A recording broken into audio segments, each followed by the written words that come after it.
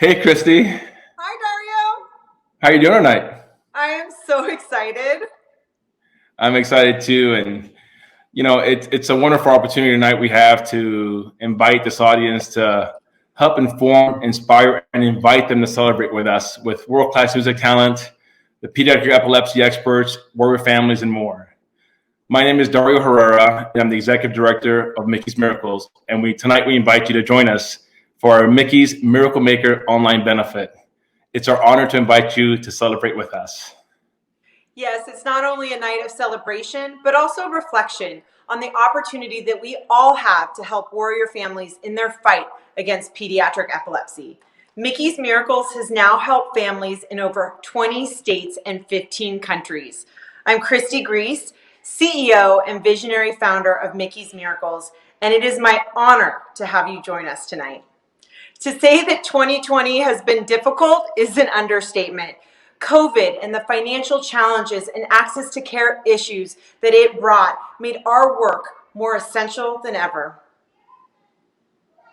Absolutely. I remember the first time I was able to really understand the incredible responsibility we have to show up for our families. And Mickie's Miracles was challenged this year. And with the generous support of our audience and the folks at home, we rose to that challenge. And in recognition and with your leadership, we were able to provide the Hope micro grant, helping others with pediatric epilepsy for families that were struggling with financial hardships because of COVID, and parents making decisions between buying medicine for their children or buying groceries, a decision that no parent should have to make. And we created working together with Justine, we created the MIND program, right? The Music Inspired Neurological Development. And I'm so excited to unveil that later tonight and have our audience at home see that and experience that, for the first time. But we'll get into that a little bit later.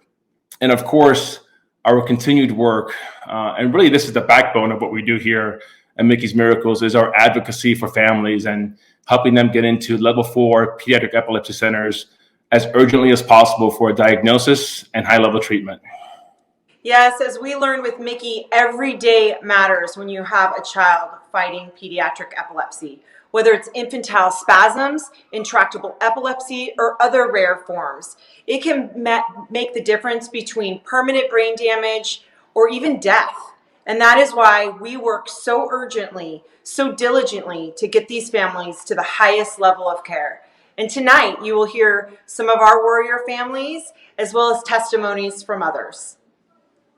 I remember the first time I listened in on a conversation that you had with one of our warrior families, a new family that we had, and we had just gone through the assessment, we had gotten a consent form, and to hear the agony really of the mom on the other line, and to hear how you very graciously and gently guided her through the process and assessed everything and got all the information and then took action immediately was nothing short of inspiring. So it's been an honor, Christy, to see the work you do with our families. And it's been an honor really to be able to be a part of that. And I'm so excited to get into tonight's program. But before we do that, we got to cover a few housekeeping items. Below, you're going to see a ticker with updates throughout the event. There'll be updates about donations being made in real time, the website address where you can make your donation, and a number to text to join our warrior family and get updates on the incredible work Mickie's Miracles is doing. Without your support and generosity, we could not provide the support we do for our families. And the need today is greater than ever. Now let's get on with the show. Let's do it. By the time Mickie was 11 months old, she had failed over 8 anti-seizure medications and was diagnosed with intractable epilepsy and infantile spasms.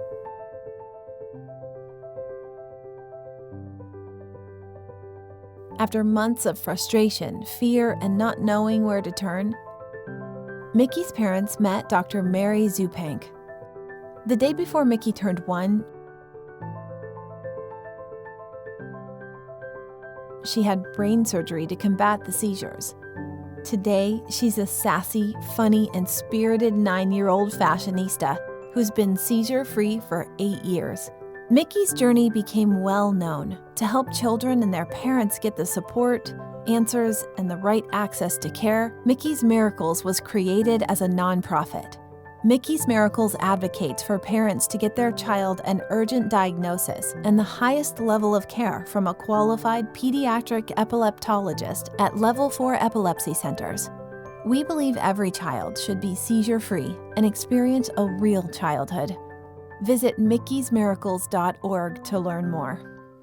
Hi, Mama Bear. Hi, Marcy. I'm so glad that you two can join me. Me too. We're really happy. Hi, Marley. Say hi. Hi, Precious. Well, I am so excited to have Danny Quinones, Mama Bear, warrior woman, joining me in an intimate conversation really about your journey, and being able to provide this opportunity to have real insight for our audience on everything that you've been through and the relationship that we've built through epilepsy, through being connected through pediatric epilepsy. We are so thankful for you guys. I'm thankful for you. And I remember when we first talked, you shared how scared you were, how in fear you were. Yeah. And, I just was wondering if you could share a little bit about that experience and how it impacted you and where you were when we first connected. Well, when we first got connected, Marley was just diagnosed with epilepsy maybe like a month prior to that. And I didn't understand anything. I was so confused. I was so lost. I had no idea what to do. I didn't know what this diagnosis meant. Yeah. I just didn't know what to do, and I wanted to just help her. I just wanted to make her feel better. And when I spoke to you, I was just like, this is our chance. I guess like we're going to get there and just have patience. And I was so thankful because like talking to you really showed me that. Hey, baby girl. Okay? Really showed us that like we're not alone. And there's like other moms that are feeling the same way as me. So, yeah, we're so happy. Yeah, I know as a mom going on this journey, how difficult it was just to find the right support. And how did you get through that? Where did you turn? What did you do how did you first know that Marley, something was wrong? Well, Marley had her first seizure at just a couple days old, but she did have a grade 4 brain bleed. So when she had the first seizure, the doctors were saying, oh, this was the side effect to the brain bleed. She didn't get diagnosed with epilepsy till she was about 11 months old. So she was having seizures. She was on Keppra, but the doctors had told me, oh, once we get her hydrocephalus under control, the seizures should stop. But they never did. And it just kept on getting worse and worse. And when she was 11 months old, the doctor came in the room because we were admitted in the hospital.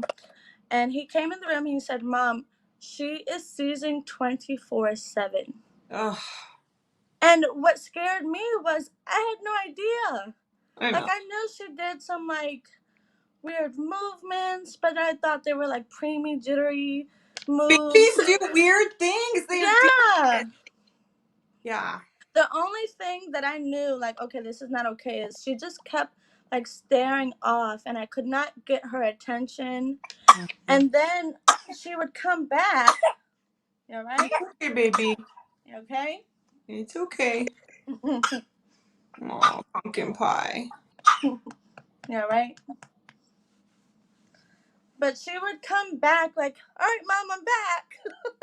So, like, I knew, like, that wasn't okay. Like, I didn't really understand it, but I knew something was wrong. And yet people are so shocked, still to this day about why we're doing this. They're shocked that, if you're not on the pediatric epilepsy journey or you don't have a child, and about how difficult this is. Talk about how difficult it is to find a provider and in the world of epilepsy and the experience you had watching her decline over the months So she was diagnosed with epilepsy in April of 2020.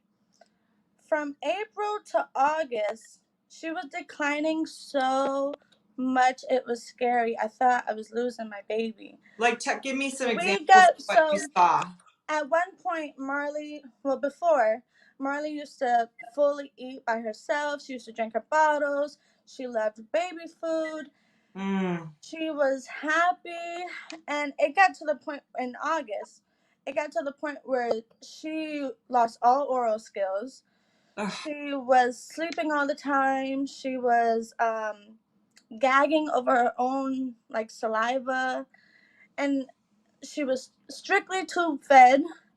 And that was a big thing that really bothered me, because I'm just like, I know my baby can eat. Like, this disease is affecting her so much that she has no appetite. She has no oral skills. It was just scary. And then, she would just not wake up sometimes for almost 2 days. I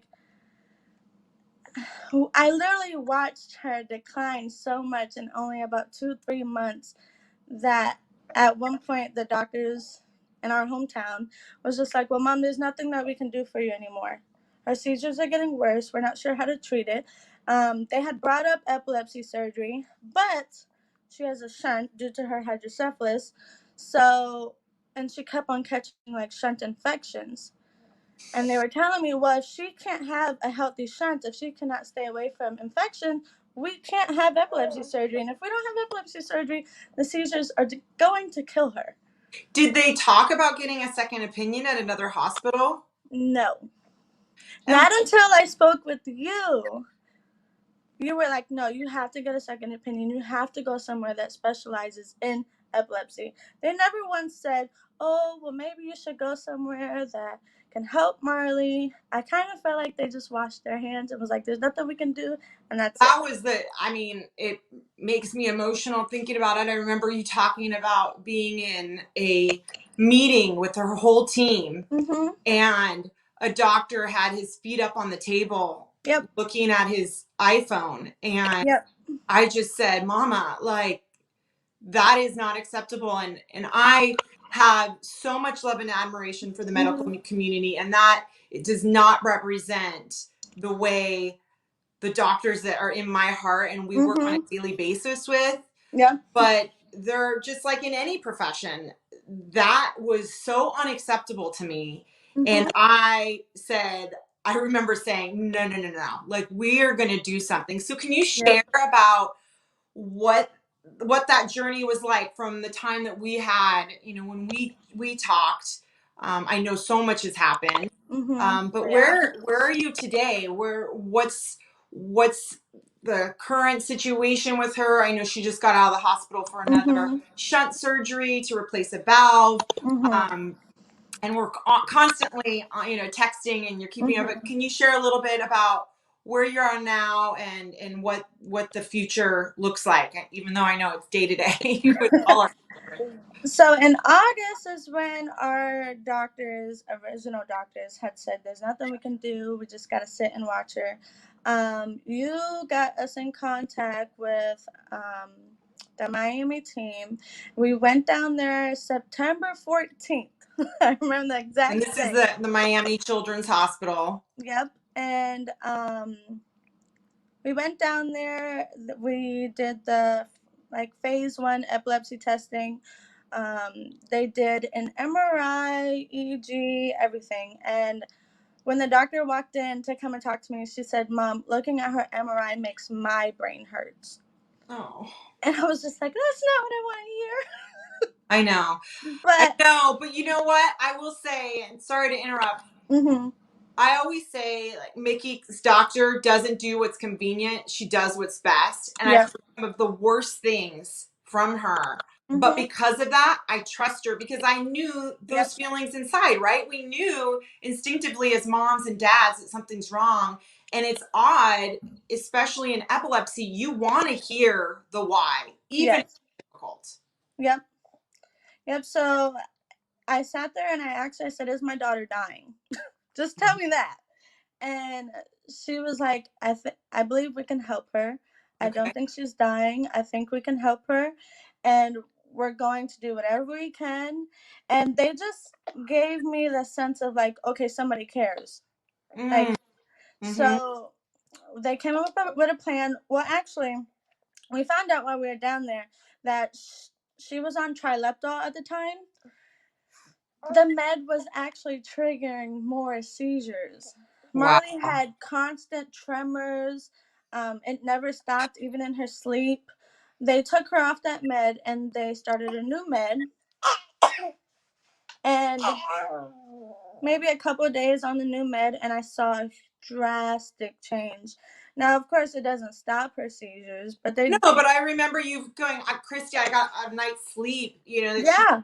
and those things, that's the thing about epilepsy. There's so many other things that it affects. You know, it's not just that we're trying to get the seizures under control. We're trying to make sure that our kids can sleep through the night. Exactly. Joyful that finding the right combination of the medication that holds the seizures at bay, but also allows your child's personality to come through. Exactly. And that's what I think just broke my heart the most, is that I was like, this is not Marley. This is not my baby. And so Miami got us on the right med combo. She was sleeping better. She was happier. We even got her to start back working on eating. Wow. Which made me feel so much better.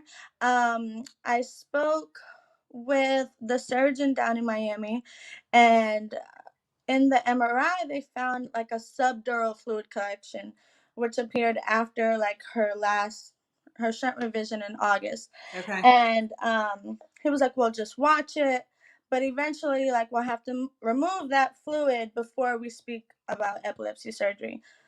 But epilepsy surgery needs to happen soon." So the plan was to remove that fluid, but not until like she started to show signs that it was affecting her. We even had talked about possibly doing epilepsy surgery in February, which we were so excited about.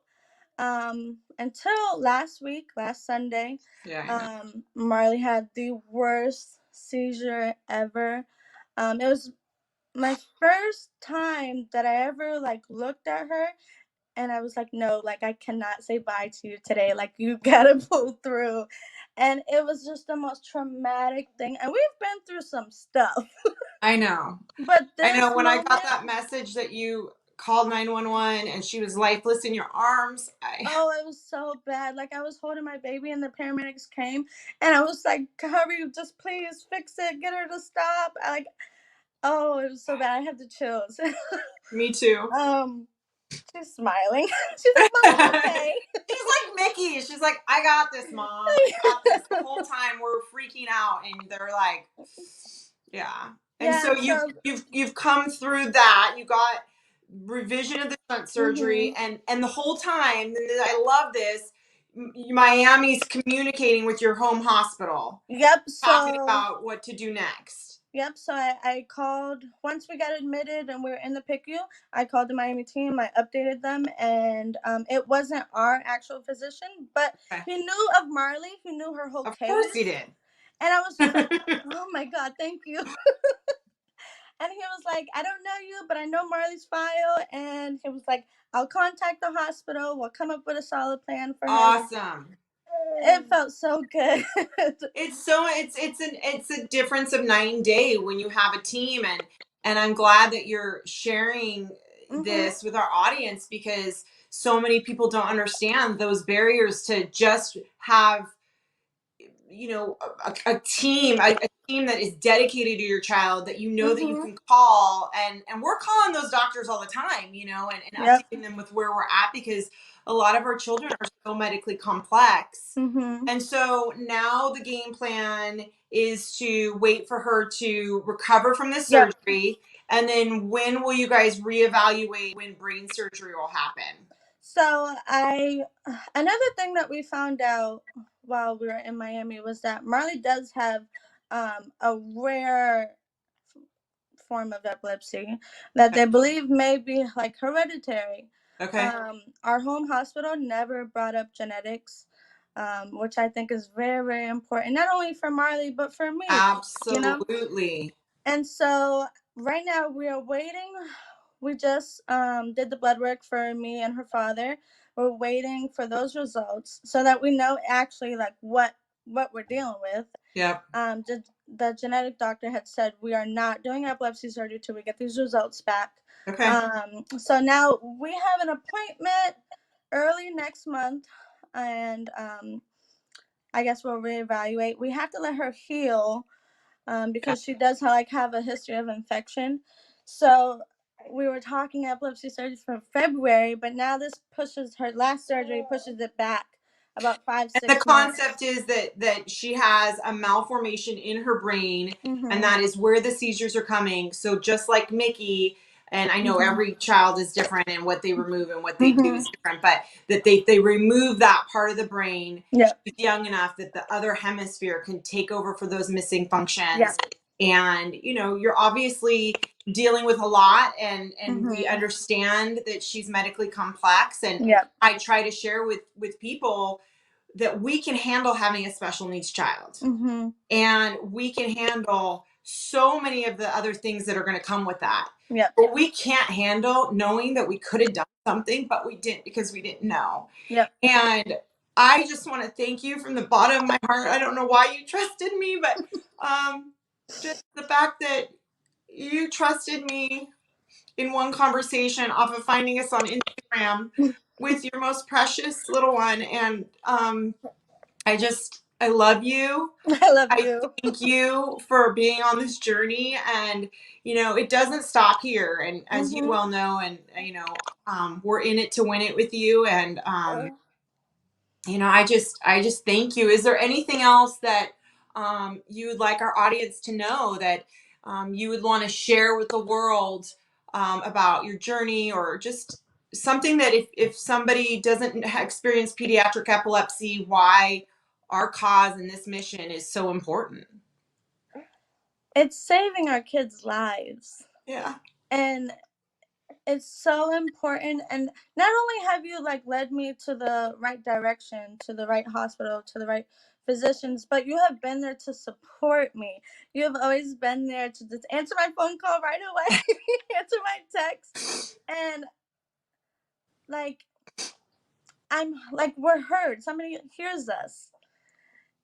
And it's just, even me, before I had Marley, I knew epilepsy exists, but I didn't really know much. I thought, okay, some people just have seizures. I never knew the extent, how much it takes away from their life. Yeah. And reacting quickly saves our kids' life. And even if they don't have the worst outcome, at least it helps their quality of life. And that's my most important thing that I want from Marley, is I want her to be happy. And seeing her seize just breaks my heart, and I know that she feels that as well. Yeah. So there's so many kids just like Marley, and it's so important that they get the same quality of care that we've gotten since we met you guys. And we're just so thankful, and I don't know what I'd do without you. Well, I don't know what I'd do without you, and I love you, and thank you for sharing so vulnerably your story. Thank you for trusting us at Mickie's Miracle. Thank you.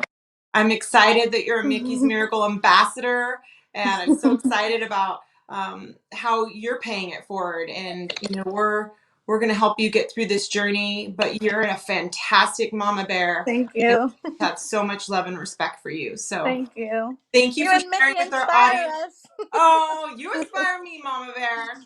Well, I love you. I love you, little baby girl. Love you. Bye. Be well. Thank you.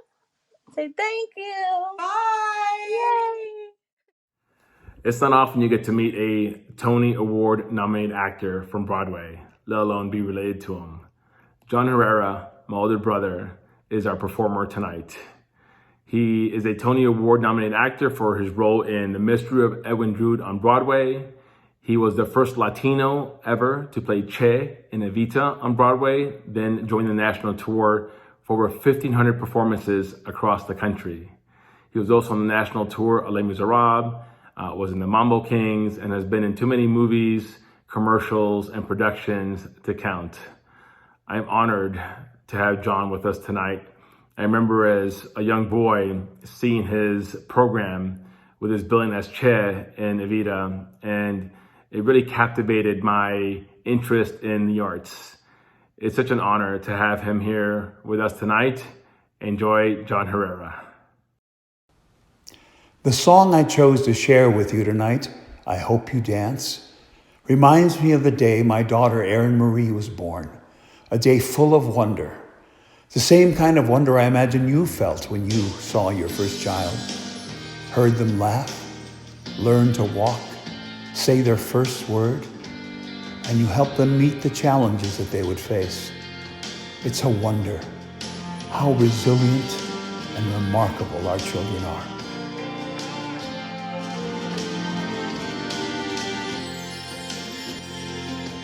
I hope you never lose your sense of wonder. You get your fillies, but always keep that hunger. May you never take one single breath for granted. God forbid love ever leave you empty-handed. I hope you still feel small when you stand beside the ocean. Whenever one door closes, I hope one door opens. Promise me that you'll give faith a fighting chance. And when you have the choice to sit it out or dance, I hope you dance. I hope you dance. I hope you never fear those mountains in the distance, and never settle for the path of least resistance. Living might mean taking chances, but they're worth taking. Loving might be a mistake, but it's worth making. Don't let some hell-bent heart leave you bitter. When you come close to selling out, reconsider. Give the heavens above more than just a passing glance. When you have the choice to sit it out or dance, I hope you dance. I hope you dance. I hope you dance.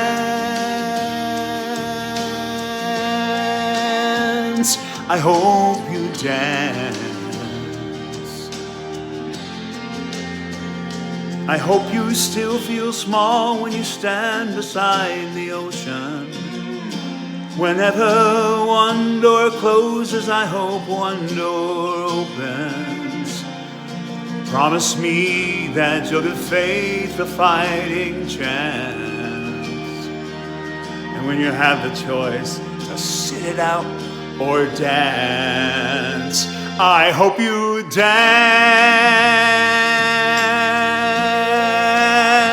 I hope you dance. I hope you dance. I hope you dance. I hope you dance.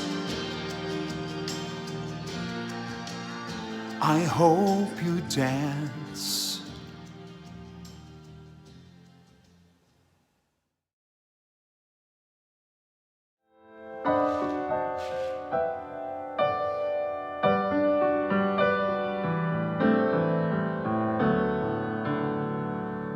Have yourself a merry little Christmas. May your heart be light. From now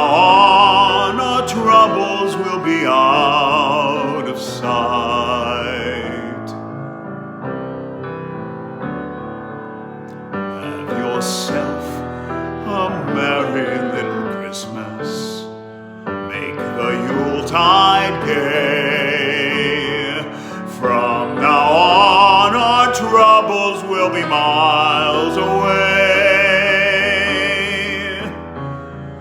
Here we are as in olden days, happy golden days of yore.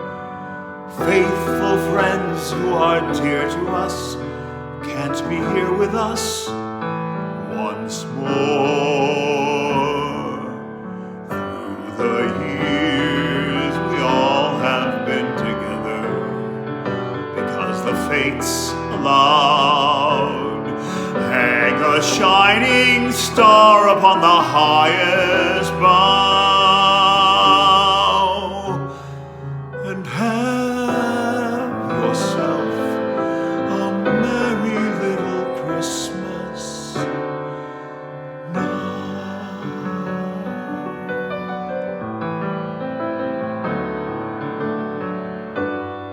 2020 has been a very difficult year for many of us. We haven't been able to go to each other's homes, to restaurants. We've had to cancel weddings and birthday parties, and so many businesses are closed that we don't know when they will open again. So many people are sick, and so many aren't with us anymore. So how do we entertain the holiday season? Through the years, we all have been together because the fates allowed. Hang a shining star upon the highest bough. Here we are as in olden days, happy golden days of yore. Faithful friends who are dear to us will be near to us once more. Through the years we all will be together if the fates allow. Hang a shining star upon the highest bough and have yourself a merry little Christmas now.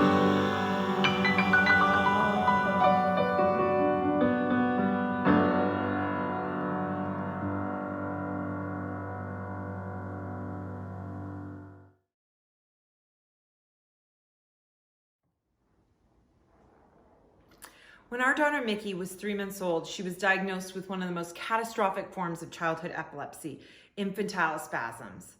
I knew something was wrong. I didn't know where to turn.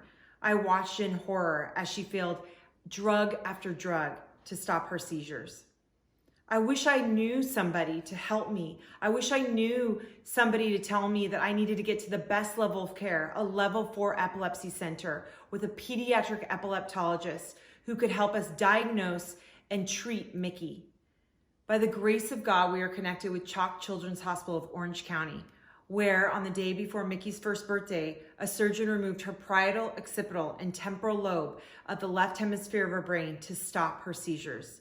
And now, as many of you know, Mickie is a sassy 9-year-old fashionista with the whole world ahead of her. But sadly, this is a very rare outcome for a child with epilepsy. And that is why we started Mickie's Miracles, because we were fighting a ghost for way too long, and families need to react to epilepsy as if they just received a cancer diagnosis for their child. Mickie's Miracles advocacy efforts work with families every single day to help them on their journey with epilepsy. We get them to the best level of care across our country for diagnosis and treatment. And we also help them with the emotional aspect of what we're dealing with epilepsy. We educate them and teach them how to advocate for their children. This has been the greatest honor of my life, getting to know these families intimately, having them trust us with their most precious baby, and understand that we will do whatever it takes for as long as it takes to get them the treatment that they know they need and they deserve. Without further ado, please join me in honoring our warrior families. Hi, I'm Colleen, and this is my son, Owen. Owen was diagnosed with intractable epilepsy when he was 5 months old, and not too long after that, I got connected with Mickie's Miracles, and they've been a great help to us, from really encouraging us to get second opinions and consultations and things that we needed to get Owen's medical care in a place that we felt was ideal for him. We were also encouraged to check out some alternative therapies, which have been just awesome for him.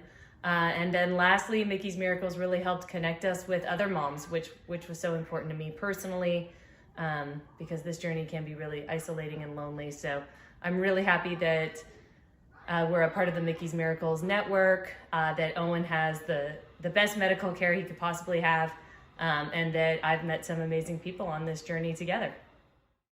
Hi, my name is Hillary, and this is Jane. Jane is going to be 7 in January.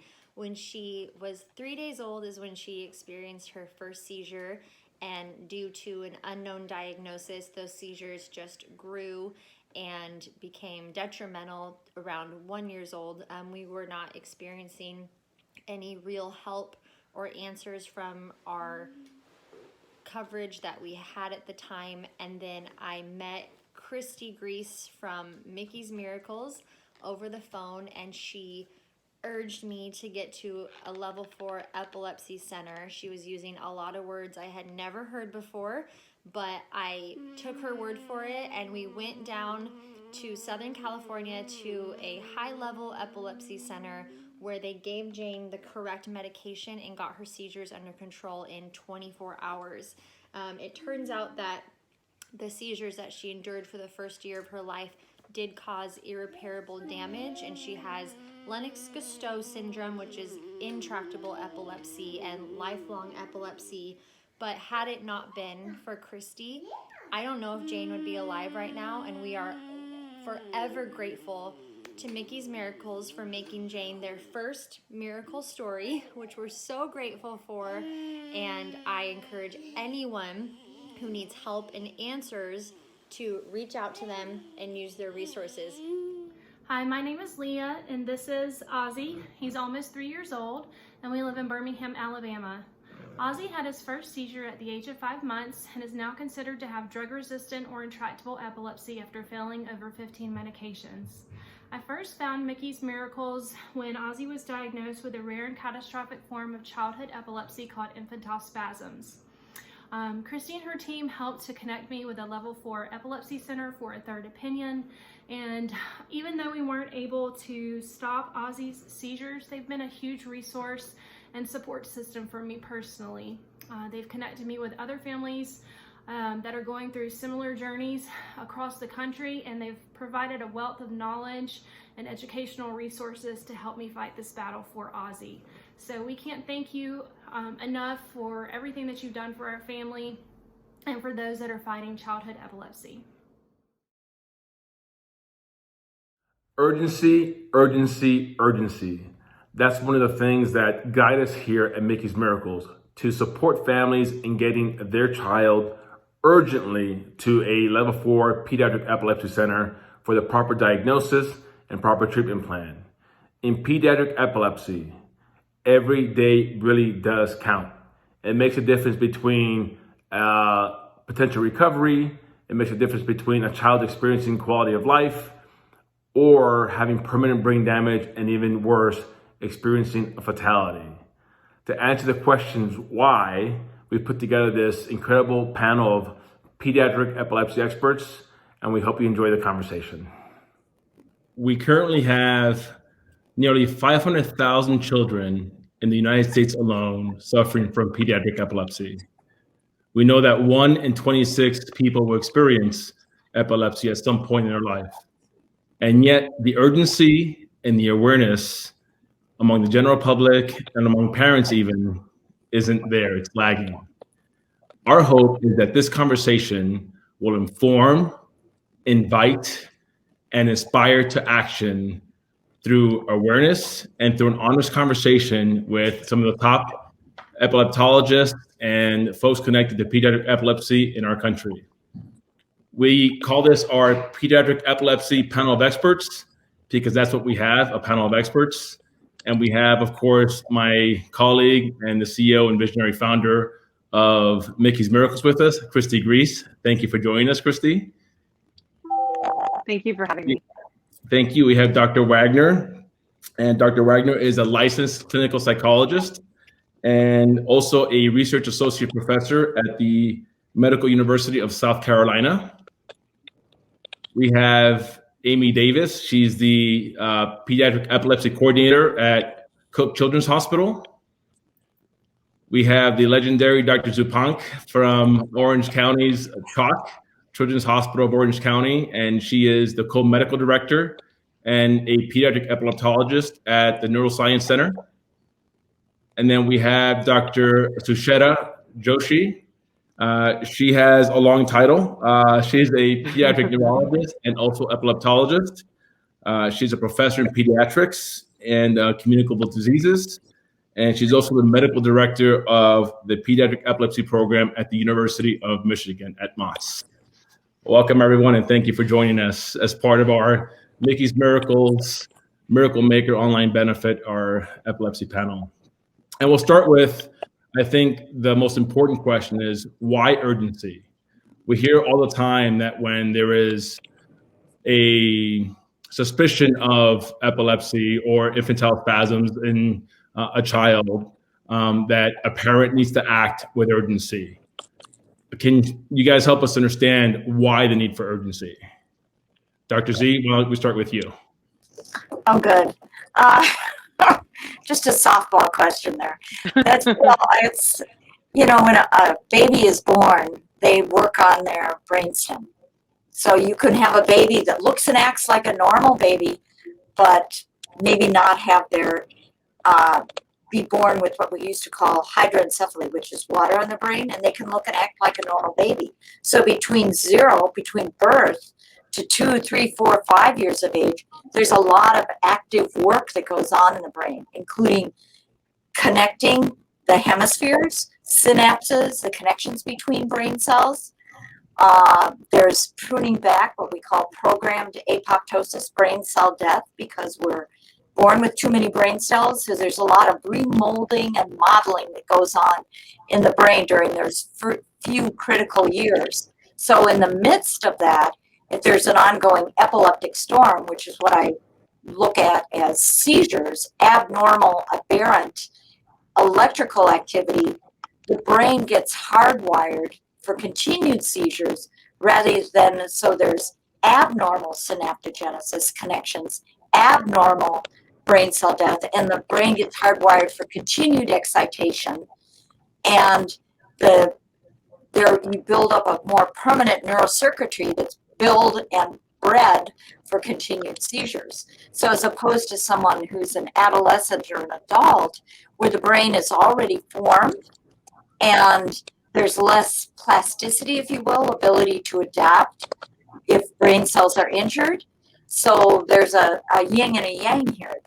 The brain in a child is much more malleable and there's a lot of plasticity, but the trade-off is that highly electrical surge that's occurring in the brain can cause permanent neurocircuitry that leads to continued seizures, and as a consequence, neuropsychological, cognitive, emotional, developmental abnormalities that become permanent. And that's why there's a sense of urgency. I mean, there should be a sense of urgency with any type of epilepsy, whether it occurs in babies or children or adults, but particularly in these young babies, the recognition of an ongoing epilepsy, what we call epileptic encephalopathy, that's what we as child neurologists would call it, it's just a much more vulnerable brain. Yeah, it's almost like the brain teaches itself to seize. Well, my mantra is brain cells that seize together, network together. And if you think of, the brain cells in isolation, like abnormalities in how the brain was formed, because that could be one of the causes of epilepsy, they are not in the usual place in the orchestra, if you will. We have a 6-layered cortex, and these brain cells in a cortical dysplasia, an abnormality in how the brain was formed, they're in the wrong place. And so they electrically discharge and they seek out partners, if you will. That's a very simplistic way of saying it. So any of you who are PhDs or neurophysiologists are going to cringe at that. But parents at least connect with that. They understand that it becomes an abnormal neurocircuitry, if you will. One of my colleagues, I'll quote Dr. Marcuccelli, I don't think he'll object to this too much, but he said, think of it as there's a community and there may be little terrorist cells in the community. That's a cortical dysplasia. And they're seeking out partners, but it's all underground, it's all subterranean. And pretty soon they have a network that results in a big explosion because those terrorist cells have all communicated with one another and it formed a network that produces a clinical seizure. That's probably about the best analogy I can think of what we term initially electrographic seizures that translate ultimately into electroclinical seizures, clinical seizures that you can see. Dr. Joshi, what's your perspective? I know you deal with this from an academic perspective. You also work with patients directly and in conversations with parents. What stands out to you in your conversation with parents as you talk to them about the potential diagnosis of pediatric epilepsy? What experience stands out to you? What can you share with us?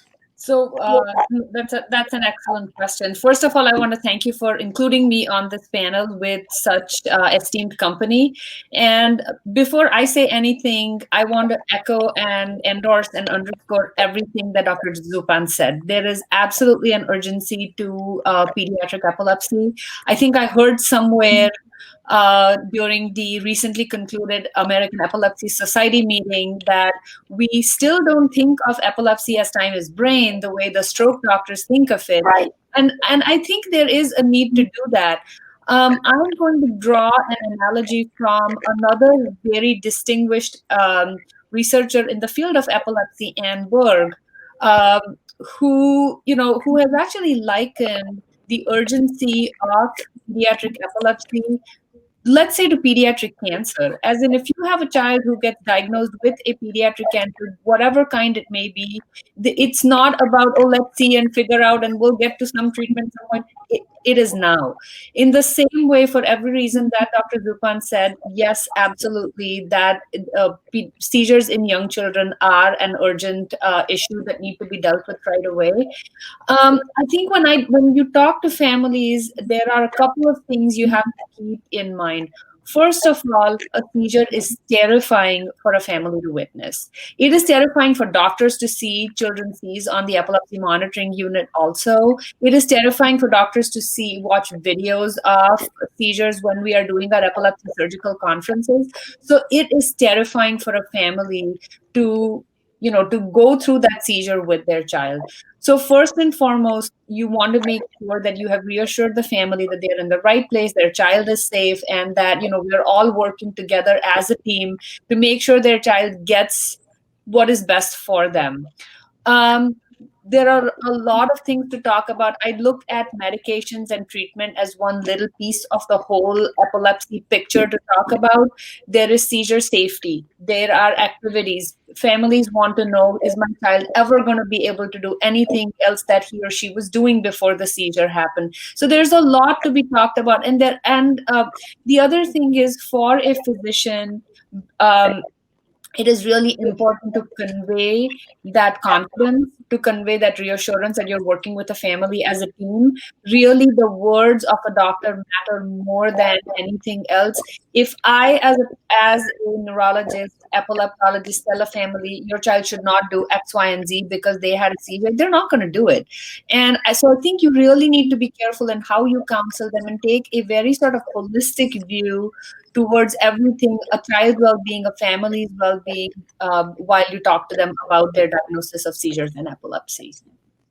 How does that match your experience, Christian? Obviously, you went through this, some time ago with Mickie, and I've heard the powerful testimony and the personal accounting of that story. But how does Dr. Joshi's words, and what memories does it bring up, and what part of the experience does it inspire you to share with us?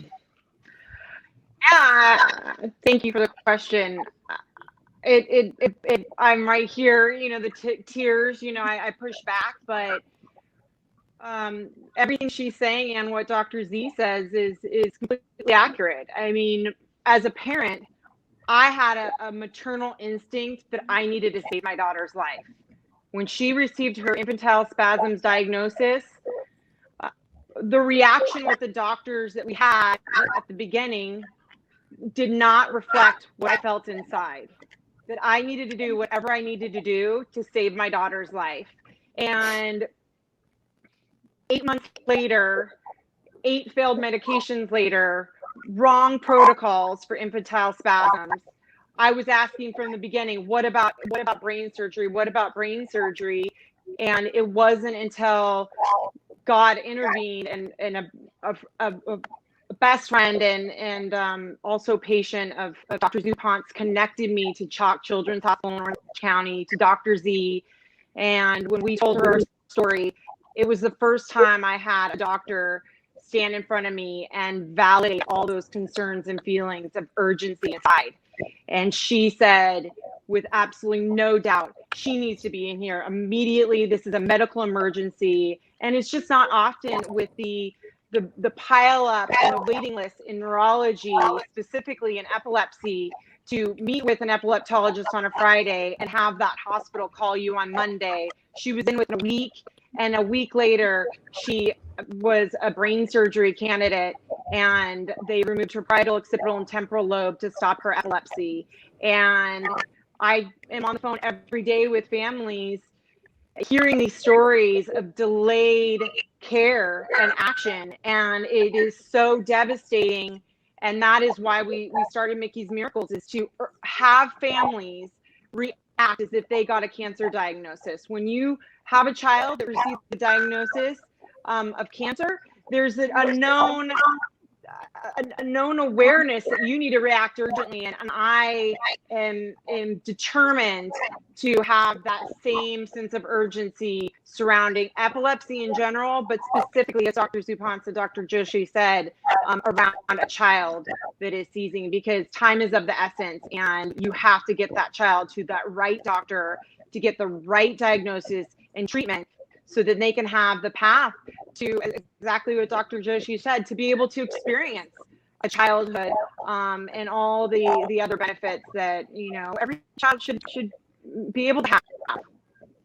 Yeah, Dr. Wagner, that brings up a question of the anxiety and the anguish and even the mental health issues surrounding, you know, a young child, an infant, you know, with infantile spasms or infractable epilepsy, or, you know, some other form that is obviously life-threatening in many cases, and certainly presents even the situation of, you know, permanent brain damage.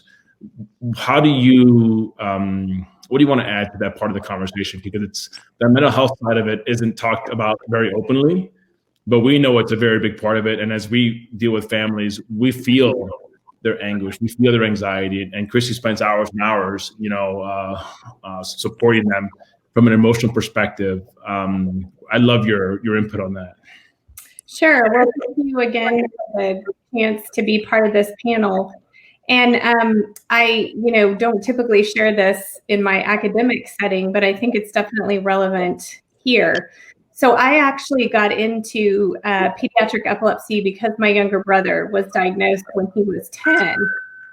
And so this was in the early 90s, and he had great care, was on a number of anti-seizure medications, and had a difficult time with his seizures being controlled.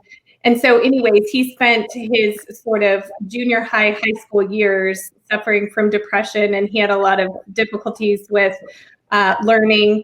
You know, we know that kids with epilepsy, about 25 to 30% have depressive symptoms, and about 25% have learning disabilities, and a much larger number struggle with academic difficulties as well. So, I want people to understand that epilepsy is not just seizures. And for all of the reasons that have been brought up so far, emotions and behavior and learning all take place in the brain, which is the same place that seizures take place. So it's not surprising that we see overlap there.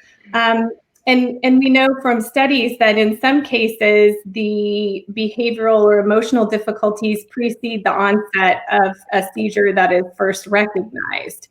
So it points to an underlying, brain mechanism that may be responsible, or a network that may be responsible for both. And so I think it's very important for families to understand that, so that they're not just asking for treatment for seizures, but also for these behavioral health and psychosocial difficulties too. Because we also know that if you treat those, sometimes the seizures get better too, without changing anything about the anti-seizure medication. So if we're treating some of these behavioral and psychological issues too, that can have an impact on seizure control. And it's also very important from the standpoint of many of our anti-seizure medications also can cause behavioral and emotional symptoms as well. So it's important to have a baseline of what was happening before you started this medicine, what's happening now. Okay, do we think it's the medicine? Do we think it was there before? What exactly are we treating? So I certainly know from a personal standpoint how much fear and anxiety my parents experienced when their 10-year-old was diagnosed, and how much fear he experienced later as a young adult. He actually ended up having a partial left temporal lobectomy, and his seizures were cured at the age of 22. Wow.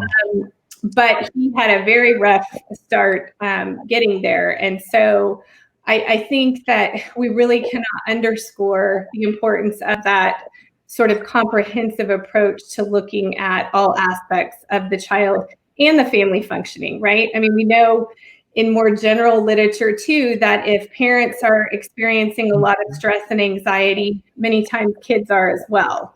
So it's a situation where we're also not just treating the child, but we're also finding out what supports and needs parents have as well. Thank you. And on that, I want to thank everyone for being part of this panel. And we're so grateful on behalf of Christy and Gabe and Mickie and our board of directors and the Warrior families that we're so blessed and honored to serve. We thank you for joining us for this informational, inspiring conversation that will inspire hope, no doubt about that. And we offer our gratitude to each of you. Thank you. Thank you. Thank you. Thank you. It was really fun and a privilege. Thank you.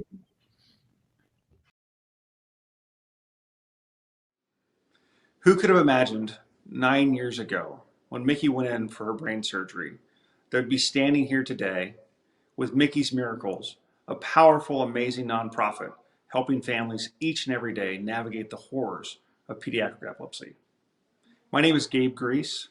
I'm the husband to Christy, father to Preston and Harrison, and of course, that amazing little star, Michaela. Pediatric epilepsy doesn't just affect the child, it affects the entire family. And it's one of those things that comes second or third to the diagnosis and the doctor's treatments and the medicines you've never heard of and you're afraid to give. I remember twice a day, I was taught to give shots to my own daughter into her thighs. Tiny little thighs, 3 months, 4 months, 5 months old, twice a day. And she got so tough that she wouldn't even flinch, knowing the needle was coming. But her little brother, 18 months old, 20 months old, standing there watching that, dealing with mommy and daddy heading to Southern California as he was left at home with Nana, wondering, where did mom and dad go? And it didn't stop there. Year after year after year of trip for diagnosis, treatment, checkups. Where'd Sissy go? Why is she there? Why does she go so long? Is she okay? Is she going to be normal? All questions that a young boy named Preston would ask us each and every week. And they were hard. You don't know what to say. You don't know how honest to be with your son. And you don't know how honest to be because in reality, as a parent, you don't know. You don't know how your little girl's going to turn out. You hope. You get down on your knees and pray. But ultimately, you don't know. We do know now that our story turned out amazing. In fact, it is a miracle. Ergo, Mickie's miracles.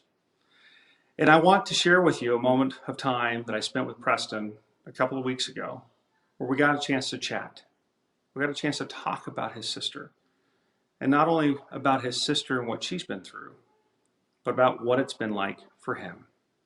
And so I invite you to take the next couple of minutes and listen to the wise words of a 10-year-old who shares what it is to have a sister with epilepsy and to have his parents go away far too often. Ladies and gentlemen, Preston Griess. Hi, Preston. How you doing today? Good. Can you tell me your full name? My name is Preston James Robert Griess. Okay, and who's your sister? Michaela Griess. All right, is she awesome? Yeah. Okay, well, thank you for taking time to chat with me. So do you know what November is, what the month is? Yes, it's Epilepsy Awareness Month. Okay, and does your sister have epilepsy? Yes. Okay, and how's that been for you, growing up with a little sissy that's got epilepsy? It's a little bit weird. I mean, it's just, you kind of have to communicate more, and sometimes it's a little bit confusing what she says, but she's who she is, and I love her every aspect about that. Oh, that's fantastic. Thank you. What's it been like to be part of the Mickie support system? It's been really fun at times, and it's been really stressful at times because you guys have to go away, and Mickie goes away, and it's just, you kind of worry about her a lot, but yeah, it's a little stressful. What's the fun part then? The fun part's probably about where we get to go, and like how we get to go to LA or wherever, and maybe see our friends if we can go. Okay, cool. What's your favorite thing you think about when you think about Mickie or remember about Mickie? My favorite thing about Mickie is she doesn't care what people think about her, and she's really independent, and if she sets her mind on something, she's going to do it, no matter who says to tell her not to, even if it's you guys. Does she ever get on your nerves? Yes. But what little sister doesn't? Yeah. All right. Are there some moments, though, that you have found that have been kind of frustrating? Yeah, definitely. When you kind of want her to do something, she kind of keeps doing this one thing, but she doesn't really know that she's doing it. If that makes sense. How is it like to be a big brother and to be with Sissy and maybe be out at a park or at school where you're just naturally interacting with other children? Sometimes it's a little bit weird because Mickie does some weird things, but honestly, it's not really bad at all. Have you ever found yourself kind of either standing up for her or trying to maybe describe her way of being to other people? Yeah, I have. And how was that? They're like, oh, I didn't know, or whatever. And then when I stand up for her, they're kind of like a little bit shocked. Do you find that other kids are pretty supportive? Yeah, and Mickie does make lots of great friends. Yeah, she likes to ask, will you be my best friend? Yeah. So would you ever use a description like maybe it's an invisible disease, or it's something you can't see, or it's in her brain? I wouldn't say it's invisible. I just think, no, not really. Okay. I mean, sometimes I'll say that, like, it's in her brain, but, like, it's not invisible because I see it every day. Okay. What's your favorite memory of Mickie? My favorite memory of Mickie is probably when we when we get to travel, and she always wants to be with a buddy, and when we get to just be together in places, it's really fun, and she has lots of fun. How old is Mickie? Mickie is now 9, I think. Yeah, and how old was she when she had her brain surgery? I believe 1. Okay, so how many years have you been living with a sissy that's been the way she is? 8. 8 years. That's a long time. Yeah. And how old are you? I'm 10. Okay, so in all of your wisdom, in your 10 years of wisdom, if you were going to share with other kids that maybe you're new to having a sister or brother that's maybe that has some special needs or something different, is there any words of advice you'd give other brothers and sisters? You really have to have a lot of patience, and you kind of just have to be very supportive of them, and you'll get used to it eventually, but it's kind of different in the beginning. But I didn't really really notice anything different until I was 5, because before that I was just a little kid, and we were the same age and we just played. But yeah, I mean, just be with them, play with them. Just like any kid. Yeah, just like any kid. Do you see Mickie as a gift? Yeah. Can you describe how she's a gift to you and our family and the community? Well, first off, she's made Mom really be aware of her disease, and so she has now a business called Mickie's Miracles, and she's saving babies' lives all the time. And so people are being saved. Mickie's a miracle because she just survived this, and it's kind of a inspirational type thing. Awesome. Well, I'm inspired by you. I think you're fantastic and awesome and an amazing big brother, and we appreciate you taking time to chat with us and share with us your thoughts on Mickie. Kind, charismatic, handsome, and incredibly musically talented. Our next performer hails originally from the great state of West Virginia before he moved to Nashville to record his first album, an electrifying tribute to Tim McGraw, one of country's greatest legends and superstars. Adam Tucker has performed across the country and globally even, reaching as far as Australia, Canada, Mexico, and all over the US. He is incredibly service-oriented. He has performed for charities, and he's open for country music superstars like Blake Shelton, Reba McEntire, Jason Aldean, and even Taylor Swift. I've known Adam for a few years and have known him to be kind and an incredible father and someone who is just an honor to know. I'm grateful for him performing for you tonight. I hope you enjoy the music. And as I understand it, he has a special guest, so please enjoy. Spent $48 last night at the county fair. I throwed out my shoulder, but I wanted that teddy bear. She got me saying sugar pie, honey, darling, and dear. I ain't seen the Knights play a game all year. I'm gonna get fired if I don't get some sleep. My long lost buddy say I'm getting into deep, but I like it, I love it, I want some more of it. I tried so hard, I can't rise above it. Don't know what it is, but that little gal's love it. But I like it, I love it, I want some more of it.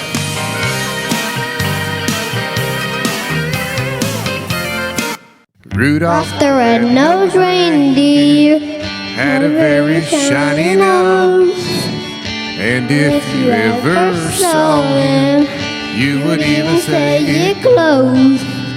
All of the other reindeers used to laugh and call him names. They never let poor Rudolph join in any reindeer games. Then one foggy Christmas Eve, Santa came to say, Rudolph, with your nose so bright, won't you guide my sleigh tonight? Oh, how the reindeer loved him as they shouted out with glee. Rudolph the red-nosed reindeer, he'll go down in history. And then one foggy Christmas Eve, Santa came to say, Rudolph, with your nose so bright, won't you guide my sleigh tonight? Oh, how the reindeer loved him as they shouted out with glee. Rudolph the red-nosed reindeer, you go down in history. Merry Christmas! Good job, lady.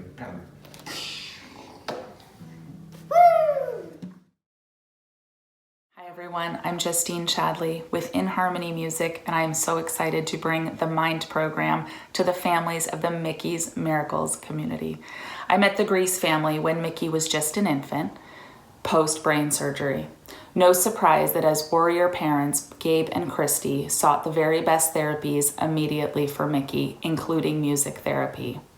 They've now devoted themselves to other families and advocating for other families who face the challenges of pediatric epilepsy. This new virtual world has created not only an opportunity for me to reconnect with Mickie and work on music together again, but to now bring to fruition a vision Christy and I share to provide music therapy for as many families as we can in the Mickie's Miracles community. Dario brilliantly named our program Mind, Music Inspiring Neurological Development, and that is exactly what music therapy does, with no greater impact than from the ages of 0 to 5. We look forward to working with you all, and thank you so much for your support. Music Inspiring Neurological Development. And many of you probably already have heard about the benefits of music. Music supports all areas of learning, all developmental domains, from communicative to physical to adaptive, social, emotional. So it's a great tool to use at home. And we are now able to access a wider audience because of this new virtual world we're in. And the benefit is you don't have to leave the house. We can do all of this from home where the kids are completely comfortable in their own space. And so I will pass it to Christy Griess. Thank you so much for making this happen. And then quickly, she's going to pass it to Lauren, who is our staff music therapist, and she is going to be leading us in a demonstration of a music therapy program for families. Well, thank you, Justine. That was a beautiful intro, and this is just an amazing brainchild of Justine, myself, and our executive director, Dario, and it really stems from our experience with Mickie. As all of you are in different phases of the epilepsy journey, you know that we have a lot that's not in our control. You know, we don't know when the next seizure is going to happen. We don't know what's going to happen with the next medication. But I found a lot of comfort when I went into operation therapy after returning home from brain surgery, that I would do whatever I could that was in my control. And I knew that was early intervention. And so every therapy, OT, PT, speech, music therapy, swim therapy, we did it all. And that's why we have the sassy little girl that we do who, you know, God bless, is seizure free, but still has deficits, still have other things that we get to focus on. And the one thing I learned was that music absolutely transformed her brain. And if I had to pick one therapy, it would be music.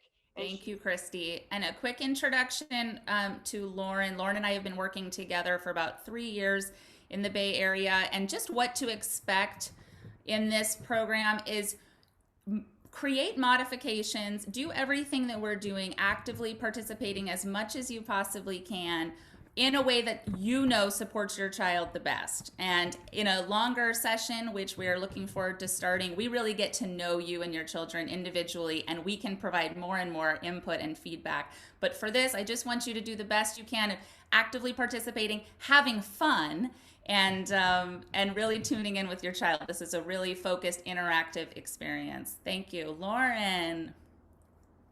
Hi, everyone. We're going to get started with the music in just a second. I just want to make sure I have everybody's name. So Mickey's here, and Marley. Is Marley here? Yeah. Okay. Aubrey is here, and Blakely. Yep. Okay. Landon and Callie. And who am I missing? Anybody? Margot? Margot. Yeah. Owen. Owen. Okay, got it. Oh, Owen's sleeping. Got it. Okay. So Margot. Okay. All right, just want to make sure I'm not singing to everybody and everybody. All right, so just as Justine mentioned, we're going to do some music. I encourage you all to participate. If the kids are running around, totally fine. Just do what you can. The most important thing is that you're constantly feeling a beat. So whether it be tapping or clapping or swaying or wiggling, all those things. So let's get a good beat in.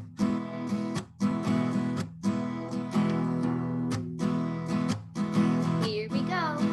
Everybody's here and it's time to say hello. Let's turn on the sound better. Everybody's here and it's time to say hello. Hello. Hello. Hello. Hello. Well, Mickey is here and it's time to say hello. Hi, Mickey. Marley is here and it's time to say hello. Hi, Marley. And Aubrey is here and it's time to say hello. Hi, Aubrey. Blakely is here and it's time to say hello. Hi, Blakely. And Margot is here and it's time to say hello. Hi, Margot. And Landon is here and it's time to say hello. Hi, Landon. Callie is here and it's time to say hello. Hi, Callie. And Justine is here and it's time to say hello. Hi, Justine. And Lauren is here and it's time to say hello. Hi, everyone. One more time. Everybody's here and it's time to say hello. Hello. Everybody's here and it's time to say hello. Hello. Hello. Very nice. I'm really impressed. You guys are all participating so well. Good. So throughout this class or session, I'm going to ask for some suggestions. The best way, if you can, is to type it into the chat. That way we don't get the feedback loop of everybody unmuting and muting and all that stuff. So if you can, just type in the chat any suggestions. But we're not there yet. So this next song is Finger Play, which are great for children because they're watching you and you're being an example for them. And studies have shown that music is very entertaining and engaging for children, but they're more likely to participate to their own caregiver than to somebody like me who they've never met. So it's really important for you guys to participate. So you guys might know this one. We need our fingers and our hands. Let's wiggle those fingers. Open and shut. And open and shut. And open and shut them. Open and shut them. Give a little clap. Open and shut them. Open and shut them. Fold them in your lap. Let's creep them, slowly creep them right up to your chin. Open up your little mouth, but do not let them in. Okay, this next song is a song without words. We do some songs without words because music is very rich. It's got words, it's got melodies, it's got rhythms, it's got dynamics, and it's hard for children to process all that. Sure, they do it, but if we could take out one of those elements and just kind of focus on the musicality without the words, it's a great stepping stone. So we're going to do this song. I encourage you, again, to provide touch to your child, whether it be arms or legs, or if you've got a little one, bellies or backs, or even older too, it's fine. Just so that they can feel the sensation of your hand and your body touching theirs. It's really important and really, it's good for everything. I'll get into that in a minute, but let's do a song first. Okay, you ready? Let's start with our arms. Do do do do do do do do do do do do. Let's go down. Do do do do do do do do do do do do. Other arm. Do do do do do do do do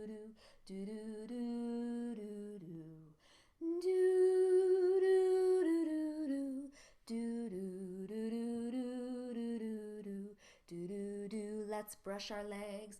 Do do do do do do do do do do do do do do do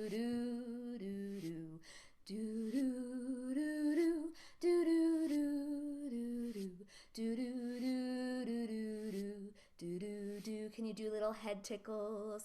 Do do do do do do do do do do do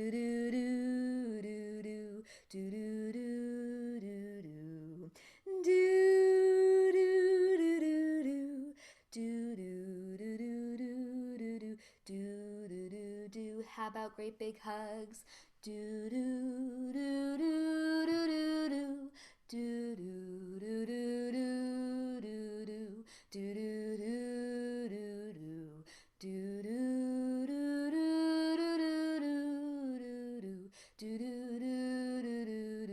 do do do. And how about rowing? Do do do do do do do do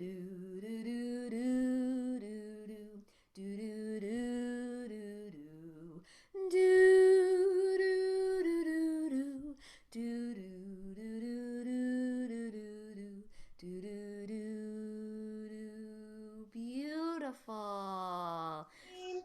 Thank you, Christy and Gabe and Mickie. New friends. Love you guys. Thank you, Yvette. Bye-bye. As executive director of Mickie's Miracles, I have the opportunity to have conversations with people across the country. And one of the things that never ceases to amaze me is how people take for granted their ability to access healthcare. It's quite different in the world of pediatric epilepsy. Oftentimes, families don't have a level 4 epilepsy center or a pediatric epileptologist that they can gain access to nearby.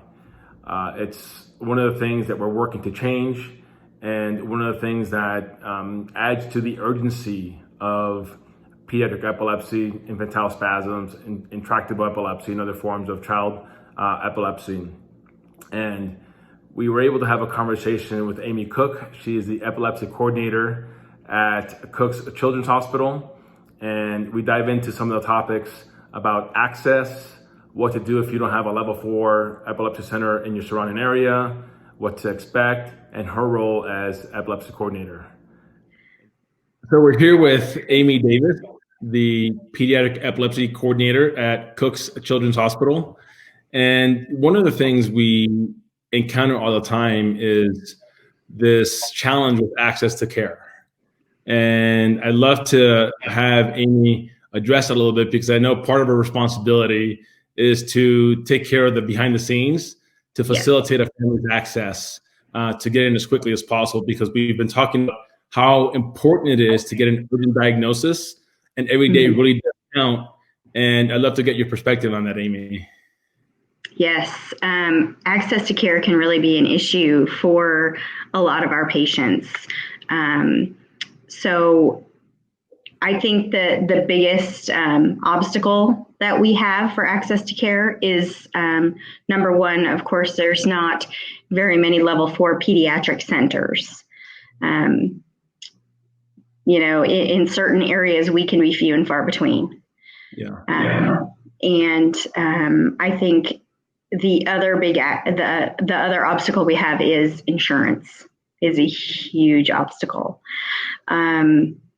There are a lot of insurances that don't want to cross state borders. They don't want to cross county lines. So that can be a huge issue. These kids do need to be seen as quickly as possible, especially with infantile spasms. We try to get these kids in within, a couple of days to a week at the very, very most. Another big problem is the number of pediatric epileptologists. We're lucky that we have 4 at our facility. But that's definitely, a huge obstacle as well. Yeah. In this world, we're kind of used to using acronyms like IS, or we kind of take for granted that we know what a pediatric epileptologist is. Sure. Right? In your best words, what's the difference between a pediatric epileptologist and, let's say, a neurologist or a primary care physician that a family might have a relationship with already? Okay, so a pediatric epileptologist is a neurologist that specializes in all different types of epilepsy, whether it be infantile spasms, intractable epilepsy, surgical epilepsy, all different types of epilepsy. Typically, someone will come to see a pediatric epileptologist if they have infantile spasms, if they've failed at least 2 seizure medications. At that point, they'll come to see a pediatric epileptologist. Okay. As a coordinator, what's your role specifically? Do you do to work with families and to make sure the back end works smoothly so families can get in and out of there as quickly as possible? Sure. So I am the first contact for families when they come to our facility. The referrals come to me. I read through the referrals and I see if they're appropriate for a general neurologist or if they would see an epileptologist. If they would see an epileptologist, I'm the one that calls the family, gets them scheduled, see how soon they need to be scheduled.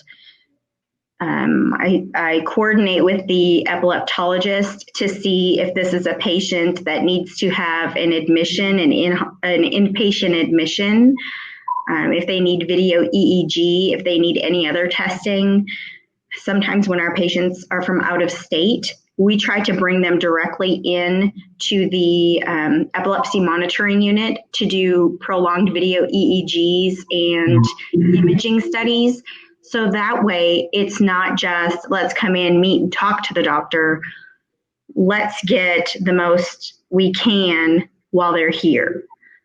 So maybe they're here for 2-3 days. Sometimes they're here in the hospital for a week instead of just coming in for a 1-hour visit. So I coordinate that with the families. Yeah, and that's got to be challenging. Especially, access to care is always an issue, and the level of care and the timing of care is always an issue. Right. When we're dealing with stuff like IS, right, or intractable epilepsy.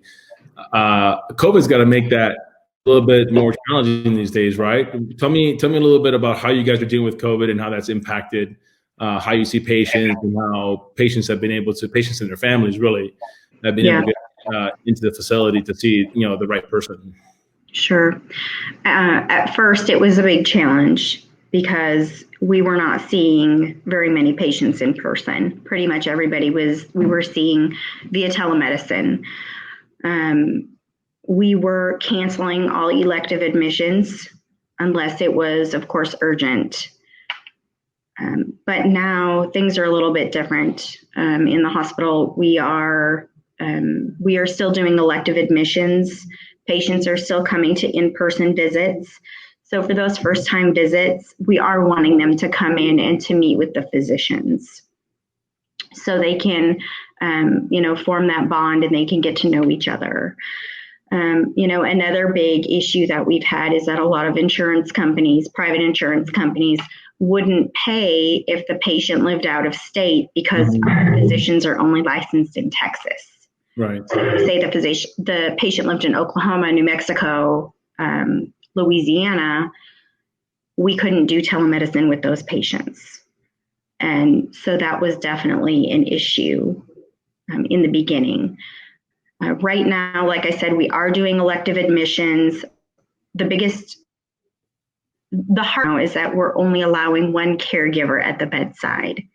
And I know that can be very difficult for families, especially, little ones with infantile spasms. If they have kids with developmental disabilities, if they have kids with autism, it's very difficult to not have your support system there or your spouse there with you and to be there alone with your child in a new facility and in people you're not used to, nurses you're not used to, physicians you're not used to. So that can be very challenging. And I think that's probably those are the biggest challenges we've faced with COVID. But luckily, we're still doing elective admissions. We're still seeing patients in clinic, and we're still, running as usual for the most part. Yeah, that's an issue you mentioned. I was traveling with Christy and Gabe and Mickie for her last regularly scheduled checkup and long-term monitoring, and both parents couldn't go in. Yeah. And it was hard. It was hard on Mickie, obviously. It was hard on Gabe. It was hard on Christy, and very emotional. And in some cases, really kind of challenging from a anxiety perspective and how to stay calm. Absolutely. And, the specific routine they've developed over the last 8+ years of doing this, and this kind of threw a wrench in that. And they handled it beautifully, as they do everything, because they're a wonderful couple, and they communicate so openly and have become very good at managing her visits and all that stuff. But it was still hard. It took an emotional toll on them. And I know Christy recorded an IG, a very vulnerable and very strong, courageous IG after that, where she talked about her experience. So my heart goes out to those parents, and certainly to the kids who all of a sudden have a different routine they have to adjust to because of COVID. And if you could offer, just one piece of advice to parents who have children who are suspected of having pediatric epilepsy or have been confirmed to have, pediatric epilepsy, what would you say to them? If just one thing that you think would change the trajectory and the chances for success? Definitely, find the level 4 epilepsy center closest to you. That's going to give you your best chance of the most options for you. Not just medication options, but also surgical options if it comes to that point. We can do so many things at a level 4 epilepsy center that other places can't. And we're very fortunate for that. And it's good to have a local neurologist if you live far from the level 4 epilepsy center, and to have your local neurologist work closely with your epileptologist at the level 4 epilepsy center.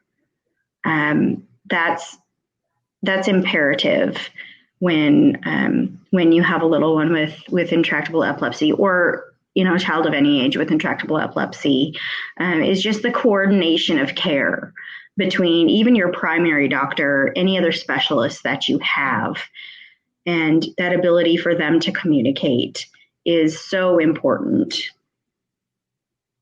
Do you find that there's friction in that process, Amy? As the point of contact, the primary point of contact for a lot of these families, or all these families really, do you find that there's friction, and do parents understand the importance of fostering that level of coordination and communication between the local providers of care and the epileptologist at the level 4 center if they're out of state? Sometimes there is friction, depending on, certain providers, there absolutely can be friction. And I think everybody just needs to set their egos aside, because it's really not about the provider, it's about the child. The child needs to be put first. The family needs to be put first. It can be very frustrating to the family for them to be, quote unquote, be put in the middle. And they should not be in the middle. They should be the ones at the top of the list that everybody is thinking about. And, everybody just needs to work together for the patient. No, that's a good echoed that. We had a panel too with a pediatric epileptologist, and we also had a clinical psychologist because of the mental health component that's part of the holistic treatment of a child and their family because of the mental stress that happens. And what else would you like to add with respect to your role within the continuum of care, and how parents are able to access the system, and how children are able to access the right kind of diagnosis and care quickly? Just as a family, know that you're never alone. There's always other families out there. There's support groups out there. Don't ever hesitate to call the staff, to call the nurses, to call the coordinators. I tell my families all the time, if you think you have a silly question, if you think that there's something going on, you're just not sure, if you just need to talk, call me. That's what we're here for. We're here for you. We're here for your child. And I don't ever want families to think that they're bothering us, because they're not. No, I appreciate that. That's the same approach we take with all the families at Mickie's, right? No question is too small. No issue is too small. It's never too late. It's never too early. Right. Really reach out, and we'll do the best to.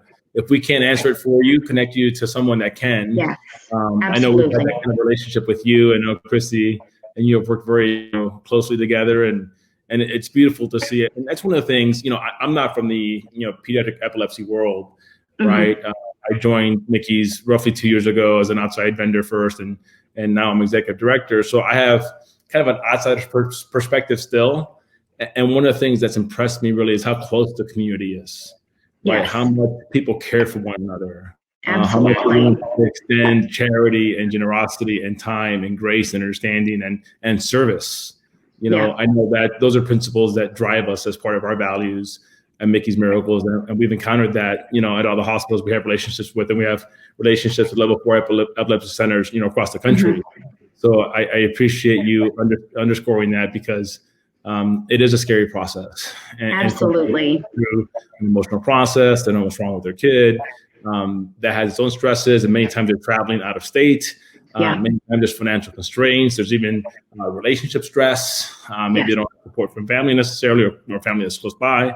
And the last thing you want is to add to that, having kind of being hesitant and reaching out for help, or not getting the kind of answers you need when you need them, because timing is incredibly important here. Yes, exactly. Like I said, I really impress on my families. I don't want them to ever feel like they're a bother. They're the reason we're here. Their kids are the reason we're here. And their kids always come first. They always come first. So thank you. Honor to have you. I know we work closely together, and part of why we're doing this is, for families that have to deal with this, they know a lot of this stuff, but for the general public, they don't know the intricacies and the challenges and the difficulty that a family with a child that has pediatric epilepsy is dealing with. Just beyond having a high needs child that has neurological issues, the access to care, the emotional issues, the being able to access a level 4 epileptologist versus locally that might not be able to give them the right answers necessarily. So, thank you for adding to that perspective. Thank you for always being so receptive to our outreach, for the working relationship we have with you. And You save lives every day. We're grateful to you for that. Thank you. You guys do amazing work, and we really appreciate everything that you guys do. We love working with Mickie's Miracles. The feeling is mutual. Thank you, and very happy holidays to you and your family. You as well. Thank you, Dario. Thank you. Events like this and the important work we do to support families in their important fight against pediatric epilepsy could not happen without your generous support. For all of you at home who've donated your time, your resources, your charity, we give you thanks. Because of you, a child will get to experience their childhood. I also want to say a special thank you to our sponsors. Our Miracle Maker sponsors are XL MedStaff, Legend Studio and Digital, Kwiat Diamond, and Gorin Law. Our provider of hope are Novella Neuro and Charity Gurus, who also are our partner in producing this event. And of course, our proud warriors. We're so grateful to have support of Team Owen. Thank you, Colleen, you brave warrior mama, you. Thank you, Leanne Knoll, for your support as well. The Blakely Bunch, we appreciate you.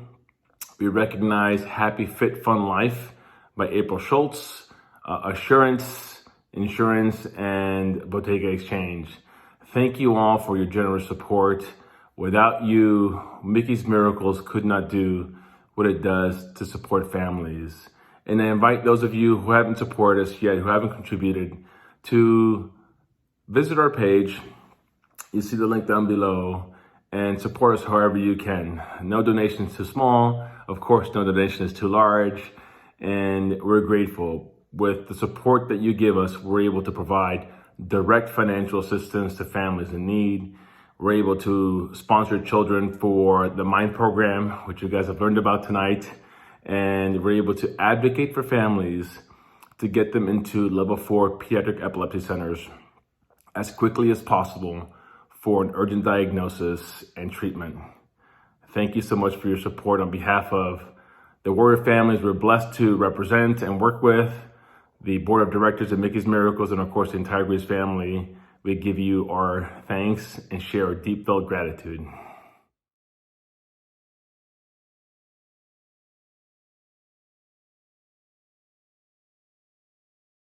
Ladies and gentlemen, it's an honor to introduce a California native singer-songwriter, a woman that believes in love and kindness and integrity, and a lifelong friend of the families, an advocate for Mickie's Miracles. She believes in social justice. She's performed at events with Reverend Michael Beckwith and Marianne Williamson. She's currently completing her second full-length album in Los Angeles, California. Join us in welcoming Nina Gray. Hello, hello. So good to be with you. To all the warriors, to all of the people online participating, getting involved. Thank you. Thank you. I can't think of a better organization or a better family to support.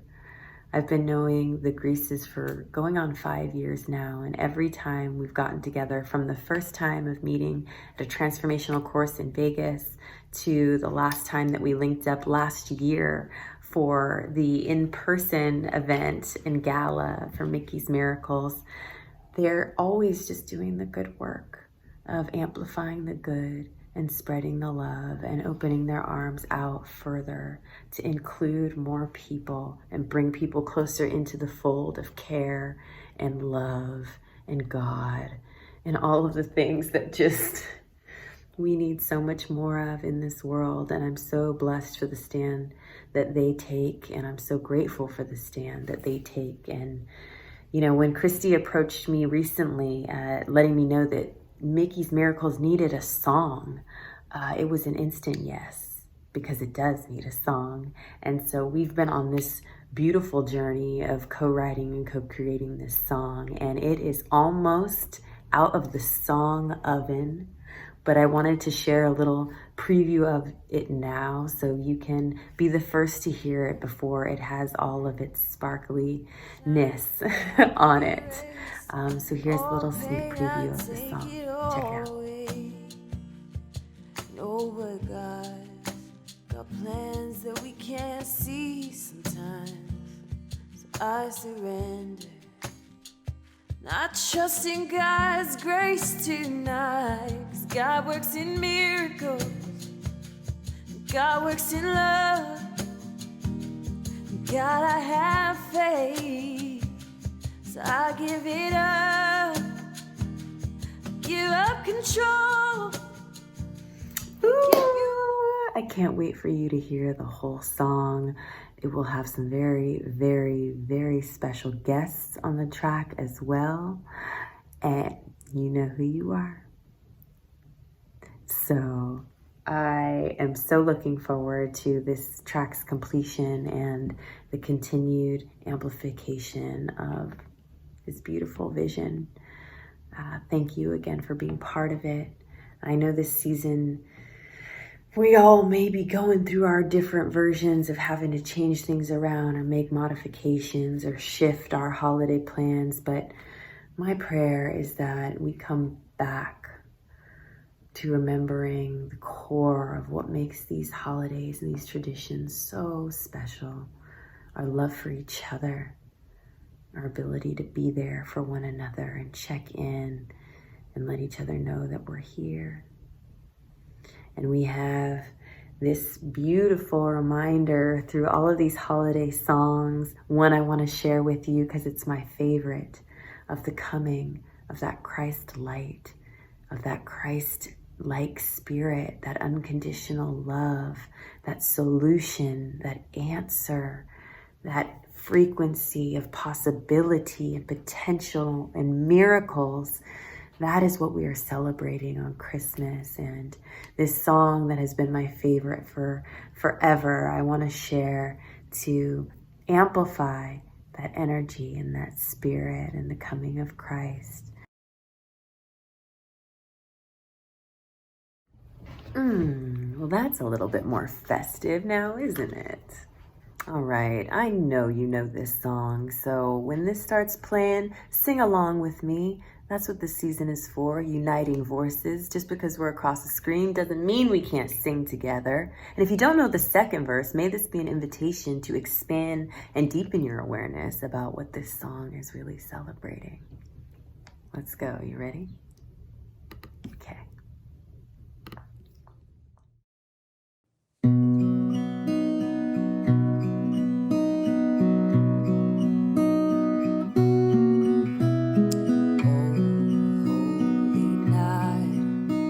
Stars are brightly shining. It is the night of our dear Savior's birth. Long lay the world in sin and error pining, till He appeared and the soul felt His word.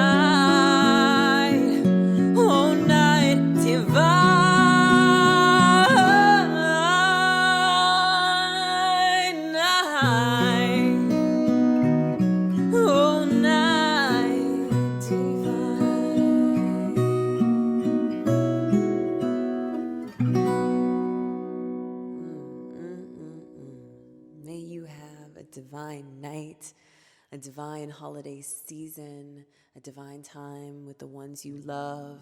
Shout out to the Griesses. I love you so much. Thank you for every giving heart that is in attendance right now. I love you, and we'll see you later.